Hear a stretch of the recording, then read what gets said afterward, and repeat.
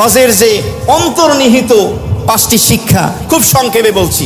Number 1, আদম আলাইহিস সালাতু ওয়াস সালামের তাওবা। বাবা আদম, মা হাওয়া আলাইহিমুস সালাতু ওয়াস সালাম দীর্ঘদিন যাবত তাদের ভুলের কারণে কান্নাকাটি করলেন, আল্লাহ তাআলার কাছে তাওবা ইস্তিগফার করলেন, আল্লাহ তাআলা তাদেরকে ক্ষমা করে দিলেন। দোয়া করলেন, রব্বানা যালামনা আনফুসানা ওয়া ইল্লাম তাগফির লানা ওয়া তারহামনা লানাকুনান্না মিনাল খাসিরিন। এই দোয়া যখন আদম হাওয়া করলেন, আল্লাহ তাআলা তাদেরকে মাফ করে দিলেন। সুবহানাল্লাহ।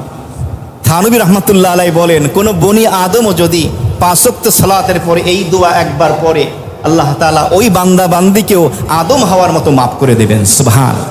তাহলে হজের 1 নম্বর অন্তর্নিহিত শিক্ষা হলো আদম হাওয়ার তাওবা, প্রতি মুহূর্তে মালিকের কাছে তওবা করা। দ্বিতীয় নম্বরে হলো ইব্রাহিম আলাইহিস সালাতু ওয়াস সালামের ঈমানি ইমতিহান, ঈমানি পরীক্ষা।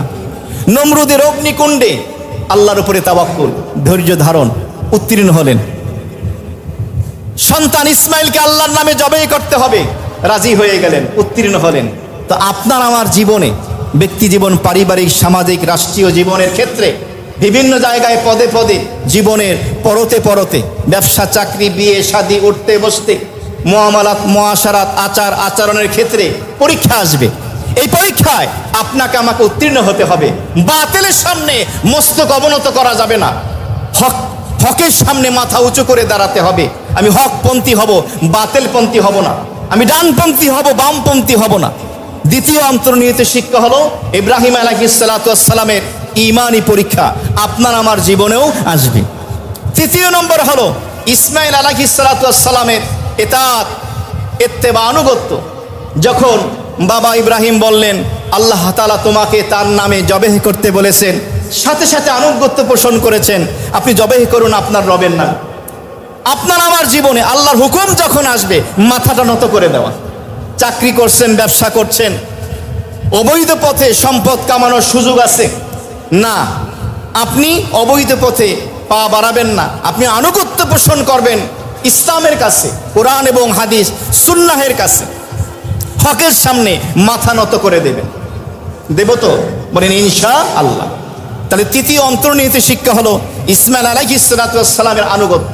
4 নম্বর শিক্ষা হলো বিবি হাজেরার সবর, ধৈর্য। শয়তান যখন ধোঁকা দিল, হাজেরা তোমার একমাত্র সন্তান ইসমাইলকে তোমার স্বামী ইব্রাহিম জবেহ করে ফেলবে। হাজেরা বলেছিল, আমি বিশ্বাস করি না।